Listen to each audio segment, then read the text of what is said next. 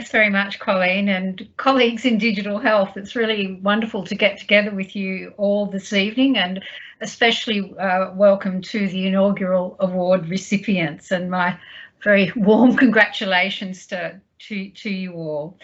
At Telstra Health, we've been very pleased to take a lead on this during the COVID period in developing the 2021 Brilliant Women in Digital Health Awards.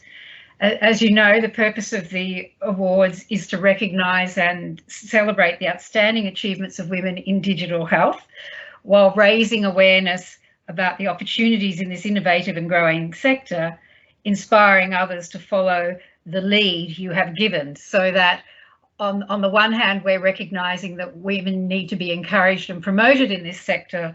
But the great thing about these awards is that it says, and hey, there's a whole lot of great women already in the sector who can be an inspiration to others, and also, you know, set the agenda of what women can do in digital health. And of course, the award supports the purpose of Brilliant Connected Women as a network, in digital health as a network, to connect, share, inspire and celebrate. Now, I'd like to acknowledge that we have one of our 5 judges who is able to join us this evening, Dr. Louise Schaefer, CEO of the Digital Health Institute, and the other judges send their congratulations and hope that they will be able to join the face-to-face events we're planning in February. The 5 judges had an extremely challenging task in narrowing down the winners from more than 140 nominations, which we thought was just a great response from the sector, and showed that, you know, the time had come to do something like this. And of course, it's been reflective of the immense talent already in the sector amongst women.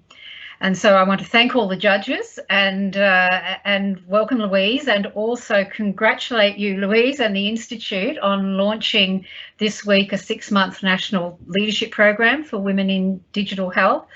And of course, we at Telstra Health are one of the program sponsors, and delighted to be so. And applications are open, and I'll give it a plug. Applications are open until 10 January 2022.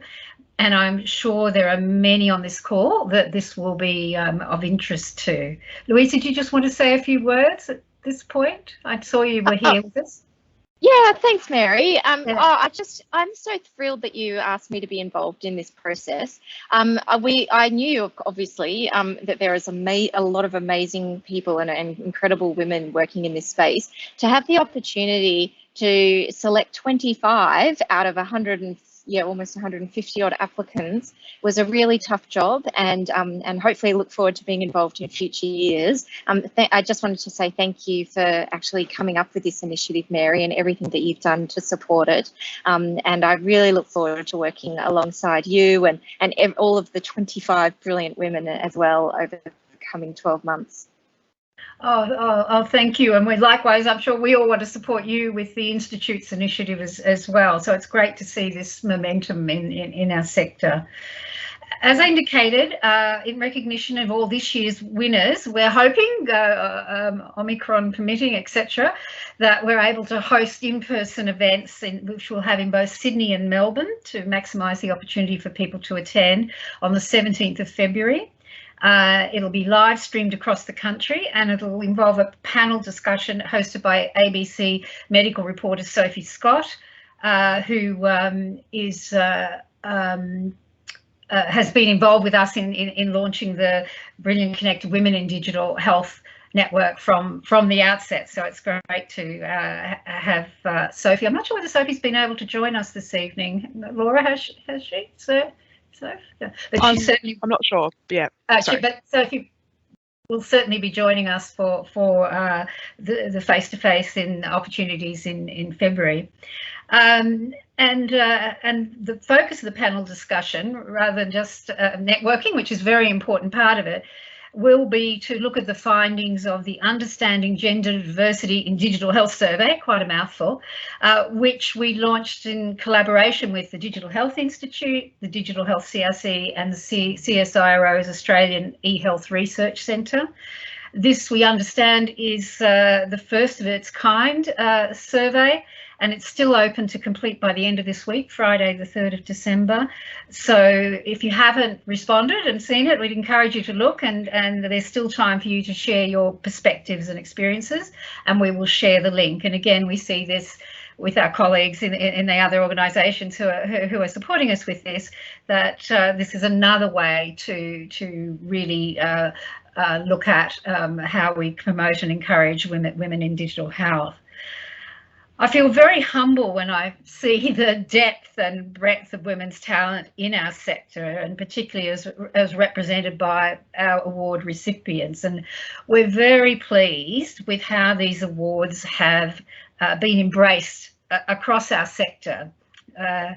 One woman colleague who heads a digital health organisation, who I was only speaking to yesterday, and she couldn't be here this evening, but hopes to join us in February. She shared with me that when she went to market for a CTO, she received 440 applications, of which 13 were from women. I thought that was an extraordinary statistic. And this was before COVID.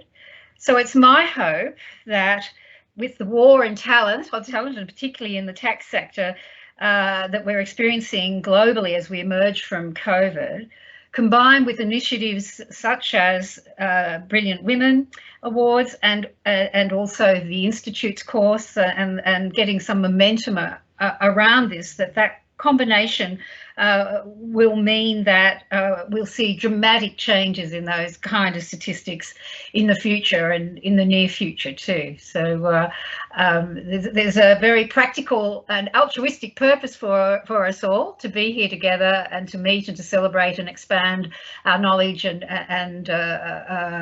connections across the sector. But also, obviously, it's very clear we're all motivated by firstly, the huge benefit that digital solutions can bring to health and aged care, and then secondly, to promoting women in all sorts of roles to be involved in this sector. So thank you, Colleen. I'll hand back to you. Great. Thanks, Mary, and thanks for your words as well, Louise.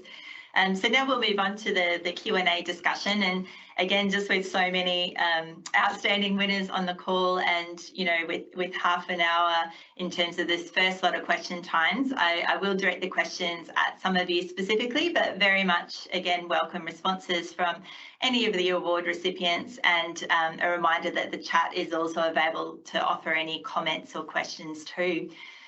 So I might begin by asking how some of the recipients feel about receiving the award and what it means to be recognised in this way. Perhaps what was your initial reaction to the announcement? And I might start with Angela Ryan, if we have Angela on the call. Oh, hey, thank you very much for starting with me. I guess I would just start by saying, and I'm coming to you from Gadigal land here in Sydney.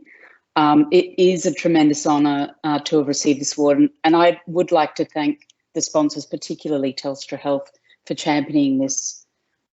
We know that women are still widely underrepresented in positions of power and influence, and we only need to look at what is occurring in our nation's parliament, particularly this week, to see how that's playing out currently. So I think being part of this first wave is incredibly humbling. And also to be awarded alongside so many amazing luminaries, it really is a great honour. And I think, and as Mary has already pointed out, obviously it was a very close and tight race, given that there were, more than another 100 who could so easily have been here. So I think personally the recognition for me, the recognition of my work, I guess, it's very satisfying, and I guess it must be said, the shoulders of other women who I have stood upon, who've been instrumental in getting me here. So, I mean, I'm really absolutely thrilled, and I did let out a bit of a scream when I saw the email. It was a little bit hard to keep it all quiet, although I did. And I just wanted to say finally that my father died recently, so I'm sorry that he wasn't around to see it, but I know he would have been very proud. Oh, thanks, Angela, and yeah, very sorry for your loss, and thank you for your words. Emma Hoseko, I know you're online, but you mentioned you might not be able to talk. I just thought I'd ask you if you're in a position to offer anything as well. If not, that's okay. Thank you so much. I will probably be annoying the two men in this room, but it'll be very quick. So look, I was extremely surprised, and I guess that I'm used to representing organisations and companies, and it obviously was a personal award. So I actually was confused at first. I thought I was meant to be sending it out for everyone to apply to all of the members of the organisation I work for. And then I was absolutely overjoyed, actually, and honoured, of course. And so I actually rang my father, who's 95, and he was extremely surprised. And it was really nice. It made his day. And so, yeah, I was very, very happy. And it's been a really hard year for everyone. So I think that this timing is just wonderful. Telstra and Mary and all the judges. I just think that after such an exhausting 2 years where you actually don't know if what you're doing is making a difference, you're hoping and you're working really hard. And I just think it's like a joyous thing, and I think that you couldn't have done it at a better time for everyone who is kind of like just getting through till the end of the year when they hopefully can have a break. And so thank you so much. I'm delighted and thrilled to be in such great company, honoured and very surprised. And yeah, so thank you. Awesome. Thank you so much, Emma. That's great to hear. And look, you know, it leads into the next question, and it's often the case, as we know, that women don't acknowledge or promote their successes all the time, and which is why, you know, having an award initiative like this is so important, you know, particularly for those in digital health. And we even found that many women, you know, were reluctant to nominate themselves, but were okay if someone else submitted a nomination on their behalf. And so I suppose the question out of that is, you know, why do you think this is the case, and what can we do to get more women to celebrate their successes and put themselves forward for awards like this in the future? Kate Quirk, I'm interested in your perspective on that one. Thanks very much. I'd like to add my thanks to Telstra Health for such a fabulous initiative. It is fantastic to see so many fabulous people recognised, and as I know, there are a lot of others that haven't been the face of this round, but as an industry, we do have a lot of amazing people. We don't have an equal number of people, that is for sure, and you know, we pretty well have to be active about changing that, particularly from a technology perspective. But I think the question is one of confidence, right? And I've probably talked about this a lot. I'm very strong on the fact that women's confidence is not, it can be impacted right from childhood, from the ways in which we are engaged in schooling, from the encouragement that we see for the sorts of subjects that you see women or girls move towards. You know, we don't have as strong an emphasis on STEM. I think it's getting better, but we still need to do so much more in this area. And so for me, right from those early formative years, you know, we're not encouraged to stand up and say, I'm good at this. We're not encouraged to take on what are challenging, potentially, or seen as challenging subjects and so forth. So, you know, when it's pretty ingrained like that, you're going to have to actively have an intervention, right, to change that concept in terms of the confidence that we need. You will have all read the statistics about how a woman will apply for a job, you know, when she's got 100% of the criteria for it, and a guy will go for it when they've got, you know, 50% or less. It's just innate in the approach of it. So awards like this are just so fantastic because they and maybe it is that somebody else needs to nominate you, but they shine a light on skills. And I've always, you know, most people would see me as a pretty confident individual, but I do not walk around thinking that I'm doing a fantastic job every day. I literally go to bed nearly every night asking myself, how could I have done that better? I probably shouldn't have gone down that path. I just don't think there's a lot of guys necessarily that take that approach to thinking about what they're doing. So I think we need active engagement like these awards, like the Women in Digital Health program. We need to really shine a light on the successes. We need to be helping people step up and feel confident about what we're achieving. And we need to encourage the males in our industry to do exactly the same. And it starts with simple things, just congratulating people, just acknowledging if the values in your organisation are about calling out the great things, let's do that as much as we possibly can. So, you know, I think it's beholden on all of us as the inaugural award winners. It's beholden of all the people on this group to make sure that we are encouraging all the people around us to recognise the amazing skills that women have. They don't have to be the same as men. They need to be able to understand what they bring to the table and feel confident with it. Awesome. Thanks, Kate. And you make a great point. It's a, you know, really strong community right here to be able to take some of those steps. So thank you.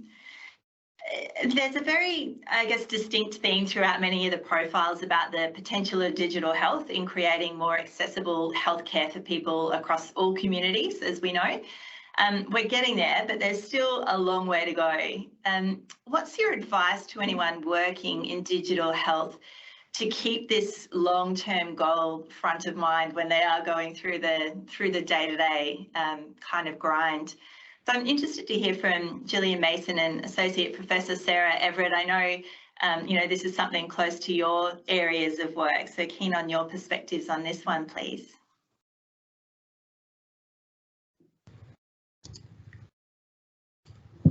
Sorry, I've got a bit of a delay with my mute button.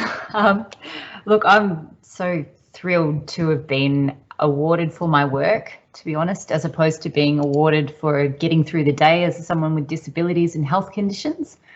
I think my advice to people who are looking to include disabled people and disability and the diversity is just to remember that it exists, and that it's really important to be remembering that people with disabilities exist and ought to exist in every space and not only be seen as either vulnerable populations that need to be pitied or seen as Paralympians who have, you know, achieved great feats despite disability. So in terms of, if you're thinking about diversity, just in every instance, be thinking about who is this for and be really critical and honest about who you're excluding in everything we do, not only in the design of a health service where you're thinking, oh, of course, in this health service, it must be accessible to people with different types of impairments. But, you know, is my workplace accessible? Have I created an environment where someone would feel like the environment is safe for them to say, I have these health conditions going on, I don't want to take leave, or, you know, I have these different disability access needs, and I know that my skills and experience are important. I want to keep working. Yeah, how can we make that work? Rather than feeling like disability and illness is something that must be hidden or pitied. That's kind of my advice about including disability. Don't forget it in diversity. Thanks very much, Gillian. And Sarah Everett, are you online? Hi, yes, I am. Thanks so much for the opportunity. Just so humbled and honoured to receive the award. And Gillian, you've just brought up some fantastic points there, which totally back. I think in our experience with MediStays, we've, in terms of long-term goal, I believe it's really important that we just take the time to gain such a deep understanding of the people and the communities that we are serving. So for MediStays, in terms of creating, we're really working hard to create an accessible website, and the goal of that is to support these communities to access the best care that they can available. For us, that includes people living in rural and remote communities, people with disabilities, both physical and intellectual disabilities, and a range of different people, including the elderly as well. So the design of our actual site and our service has to be accessible with those things in mind. And we've really taken the time to invest in getting to know what their needs are to hopefully achieve that goal. And hopefully over time that translates to better health outcomes for these people through a digital health platform that they can access from anywhere, whether they're sitting in hospital or rehab for 6 months and looking for where they can live to move back into community and reintegrate with their friends and families, or if it's travelling 500 kilometres from a remote outback town to the city for specialist care. So it's a diverse community, but we believe that through digital health, we can really build up that platform to support those people. And in terms of the long-term vision, having the vision to achieve that and having values that really closely align with that and recruiting a team that are diverse and inclusive as well, I think really supports that as well. We're just as a offside, we're really fortunate to have a nearly all women team at MediStays with living remotely, really diverse backgrounds, both for themselves and their families too. So very fortunate to work with those women. And I'd just like to acknowledge their contributions to MediStays, because there's absolutely no way we could achieve what we do without the MediStays girls, as they refer to themselves as. Awesome. Thank you. Thank you both on your perspectives on, making digital health accessible, but also inclusive for our community as well. So through these awards, we recognised achievements across a variety of areas, as most of you will know, so including mentoring, medical research, contributing to technology development, improving health outcomes using digital health, or introducing a new digital process for the delivery of health and aged care. So the next set of questions are more targeted at recipients based on their category of recognition, including questions that were submitted by the audience in advance to the session today, which is great. So the first question is in relation to mentoring. So throughout the report, we asked recipients to list who has been an important mentor to them. And it was really wonderful to see everyone's insights on this, and a real nod to the importance of community networks and connection, and a couple of the people have touched on that already. So Dr. Amandeep Hansra, hi Amandeep, you've been recognised for your work in mentoring others. Why do you think mentoring is so important, particularly for women in digital health? And can you share a few things with us that you've learned from being a mentor to others or from your own mentors? Thanks, Colleen. And firstly, I want to say thank you to Telstra Health and the other sponsors and the judges. I too, a bit like as Angela was describing, it was completely in shock when I got the email, and I had massive imposter syndrome when I looked around and saw all the amazing achievements of all the women around me, and sort of went, I don't think I've done anything near what they've done to be deserving of this. But I think that's a reflection of how a lot of women feel. And it was quite an honour, I think, to be put forward in terms of people viewing you as a mentor, because it's not really, I didn't sort of set myself out to go and mentor people, but I think by default you can become that for people. And I looked at sort of the state of sort of gender inequity in healthcare when I was predominantly practicing as a doctor. And I thought that was bad, and then I kind of entered this digital health world and went, oh my God, it can get worse. And when we look at, I think it was the statistics, from 2016, that out of all of the STEM qualified people there are in the workforce, only 17% of them are women. But then I sort of stumbled on another area which was even worse, and Zara probably might talk to this at some point, but I started to look at women entrepreneurs and who were coming up with startup ideas and wanting to get them funded, and realise only 2.3% of venture capital goes to women founders. And it's quite shocking when you start to find these pockets of areas where we really aren't doing well enough. And I think, I sort of go by the mantra of you can't be what you can't see. And, certainly by taking steps into some of these pockets where I find that there's a lot of gender inequity, it's obviously it inspires other people to kind of go, okay, well, if you can go into that space, I can too.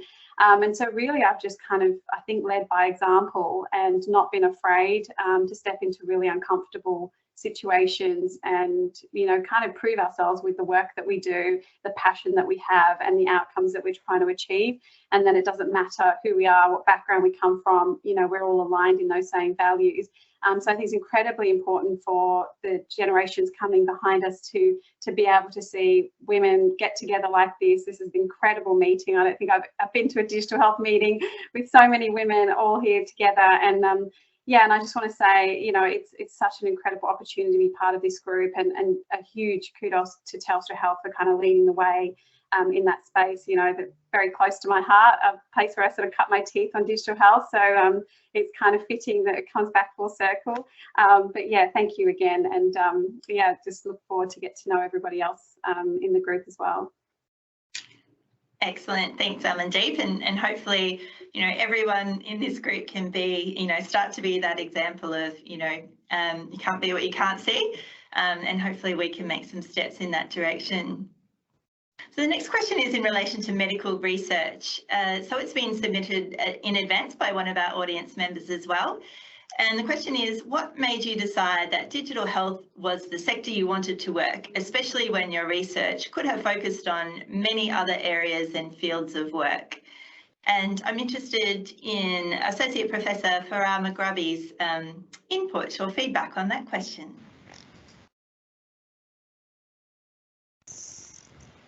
Thanks for that question.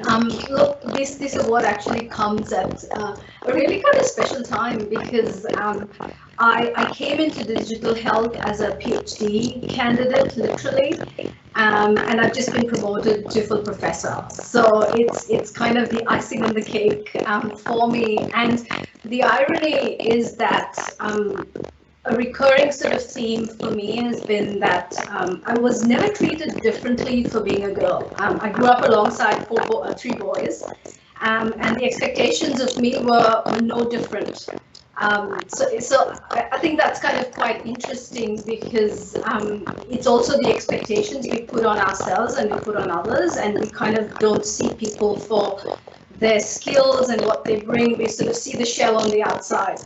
And that the same goes for people with disabilities or anything else which is different on the outside.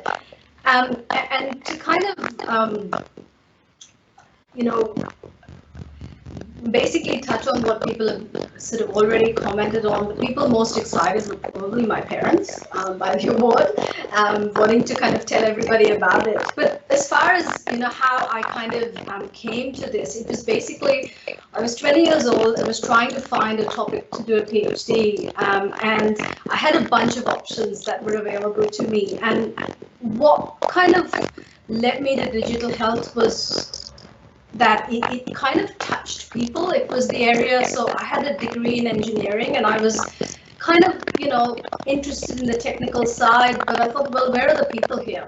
And so when I was picking areas, I kind of saw that I had this opening in biomedical engineering. And really it was a very, very generous head of school who said to me, come along, you can spend as much time as you want to talk to people and then you can decide what you want to do.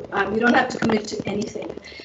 So it was a very, very generous supervisor as much as it was the topic. And what has continued over the years has been the amazing people that I've worked with.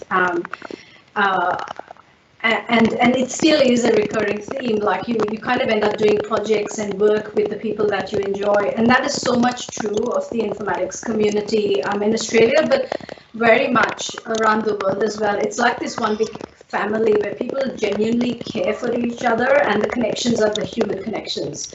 And so the last 2 years have been particularly difficult because we haven't been able to see those people in person, but then there's always the hope that we'll be able to get to those meetings and kind of just strengthen and reinforce those connections. Excellent, thank you, and yes, congratulations to you, and yes, hopefully we will be able to connect in person once again soon. So the next question is also from a member of the audience, and it's in relation to contributing to technology development. So the question is, what do you see as the next wave of innovation in digital health? So I'm interested in Professor Trish Williams and Kate Ebrell, if you're both online to share your perspectives on that one. Hi, shall I start, Kate? As everybody else, thank you very much to Telstra Health for putting up these awards. I think it's a fantastic thing for all of us women in digital health. And my first reaction in seeing everybody who had won was so excited that the majority of them I know and I've worked with, and we've been doing this for a long time. Even though I only look 21, I've been doing it for quite a while. And trust that to happen. Sorry. And don't work with technology, children and animals. So I think we are still on a, I think we're crashing through the current wave, let alone the next wave. I don't think we've got to the top of what we have now initiated much quicker than we might otherwise done, and that is virtual care and extending obviously telehealth. But I think we still have a long way to go on this current wave. And we need all of the bits to join together, whether it is, you know, funding models and health models that support that, but also, you know, we technically have all of the solutions. We have the interoperability solutions. What we don't do is I think our next innovation is really going to have to be putting them all together so that they do work seamlessly. You know, day in, day out, we have conversations about interoperability and how to make it better. But I think in the, you know, looking a bit broader, we obviously need to be able to deliver healthcare on Mars. I'm going to be there with my friend Elon. So, you know, that's one thing we need to do. And, you know, we are moving much more in that field of robotics with AR and VR, and using AI for a much more personalised medicine and early diagnosis, which I think is, you know, is going to be a really big thing. And I think coming back to the individual, more biofeedback from, you know, things that we all wear every day, whether it's, you know, wearables, watches, etc., and really harnessing that into our healthcare system, because at the moment there's still a gap there of actually being able to use it effectively from a clinical management point of view. And I think being, you know, as many of you know, my area that I love most, apart from Elon, is security. And, you know, having some smart health governance rather than the quite bitty piecemeal that we have now, I would love to see that for the future. Thanks very much, Trish. Kate, your thoughts?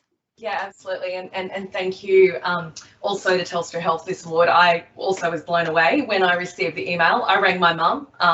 My father is no longer with us, so I rang my mum and she was totally blown away as well. I think she still doesn't actually know what I do for a living, but it's something to do with digital and health. I don't, you know, in terms of new innovations, I completely agree with Trish. I'm kind of excited by the fact that we're now starting to really understand what it's going to take to get interoperability happening and the focus around data. So I think Trish's passion is security. My passion is around data and data interoperability. And I think we're now finally starting to realise that if we really want to have this learning healthcare system, we really want to get to personalised medicine, we want to do all of these wonderful things, data is actually at the core of that. And we're really starting to understand what do we need to do in that space. And along with that comes governance, along with that comes co-design, along with that comes how we actually collaborate. And I think one of the greatest innovations is actually, you know, thanks to people like Graham Grieve, who kicked off the movement around FHIR and is driving that forward and driving that community design approach. And what I really hope is that I will rock up and chair another FHIR Connectathon in the coming months, and I won't be the only person, female, in the room. Which has been the case so many times. And, you know, part of the challenge that Graham's given me is how do we actually get more females involved? And it's more female devs, it's more females from the clinical governance side of things. It's just people who can help bring the community together. And I think that's one thing that we do really, really well, is actually drive and bring that community together and understand how to join all of these pieces together. And so, you know, I really hope that we can get a greater number of females, a greater number of clinicians involved in future community co-design events, and we actually will achieve what we're aiming for around interoperability. Excellent, thanks, Kate. And I love the comments, Trish, from you that we're still on the current wave, which I think we definitely are, but that, you know, that vision around data and interoperability is so strong and I think so clear and so important for us to move forward. I'm also loving all the comments in the chat about parents and sharing, and I know one of my favourite things is listening to my mum try and explain what I do for a living as well, so it seems to be a common theme. So our next section is in relation to improving health outcomes using digital health. So the question here is, what is your measure of success in terms of improving health outcomes, and what guides you in your work and keeps you focused on the end goal? So I might start with Crystal Williams or Vanessa.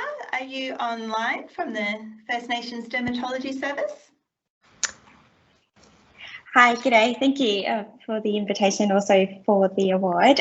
Both Vanessa and I are online, as well as Gabrielle Epsworth, Aboriginal Health Liaison Officer. I'm dialing in from the Northern Territory, from Larrakia Country, and I'm certainly a guest on Country. I belong to Wiradjuri Nation myself. I think it's extremely important to me that we're in this room and we're talking about digital health, and we're not leaving behind a First Nation voice. First Nation voices should absolutely be part of this conversation, and we should certainly be part of the forefront and the first wave of this conversation. So that is, I think for me, the success. If we say, look, you know, we are actually involving Australia's First Nation people in this conversation.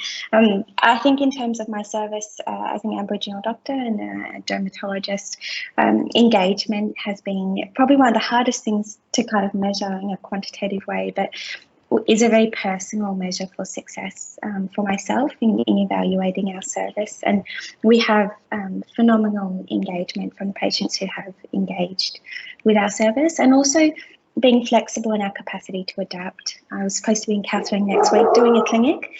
Catherine's in lockdown, as many people know. So those patients have all been converted to telehealth through the Royal Melbourne system. And it means that, you know, we are able to be flexible, and we're able to adapt, and that, you know, we're not leaving Aboriginal communities behind, we're not leaving Aboriginal people behind, and that being able, I think, even just to reschedule the clinic and convert it to a telehealth clinic was something we wouldn't have been able to do prior to establishing this service, and is extremely well received, both Victoria, where we set it up, but also as we're kind of expanding perhaps a little bit more nationally.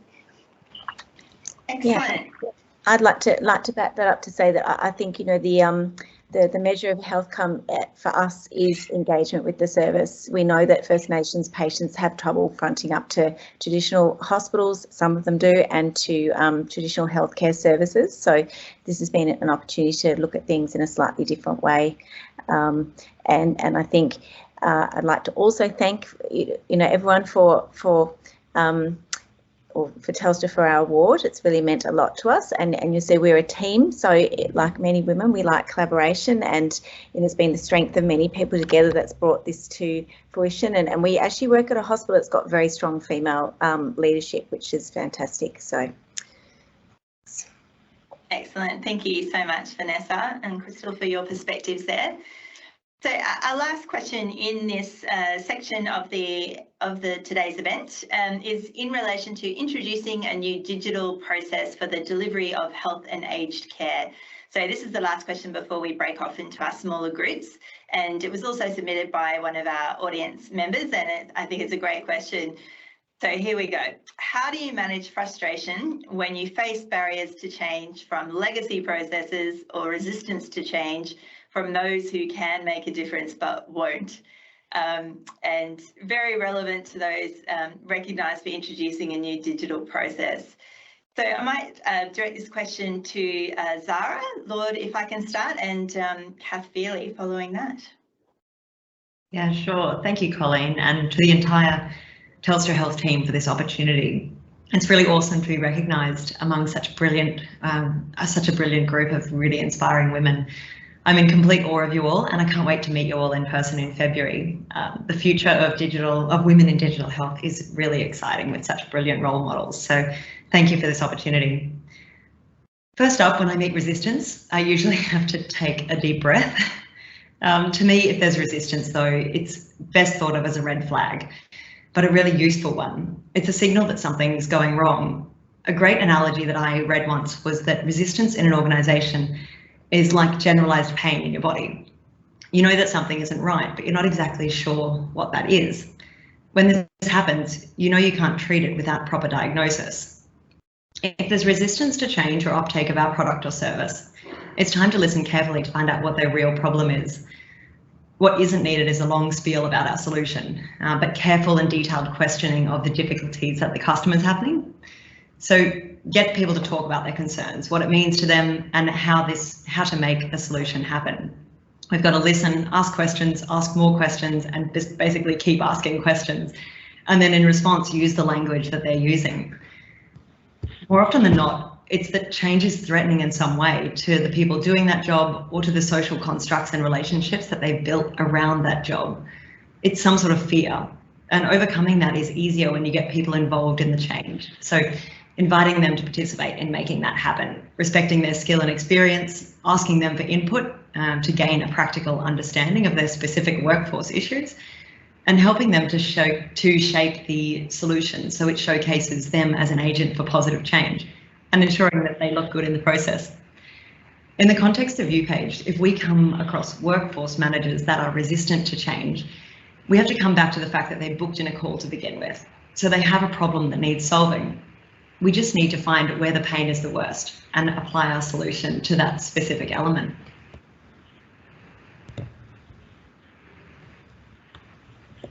Awesome. Thanks, Zara. I really like some of those analogies, resistance, like generalized pain that then you need to go through the questioning to get to the bottom of. Kath, did you have any thoughts to add to this from your perspective? Kath Feely. Yes, absolutely. Thank you. And as everyone has said, thanks very much to Telstra Health. It's amazing to be recognised with this group of women. I did set a challenge that 2021 would be my year of self-promotion, which sits very uncomfortably with me, but my sister's a lawyer and she said, you just have to do it. And so I think in health, maybe we haven't always done that. And again, this is an amazing way to finish that year of health promotion, of self-promotion, and not just for me, but also for allied health. So that's been sort of my focus for the year. And I also told my parents about the award, and Mum said, well, you must actually be quite good at what you do then.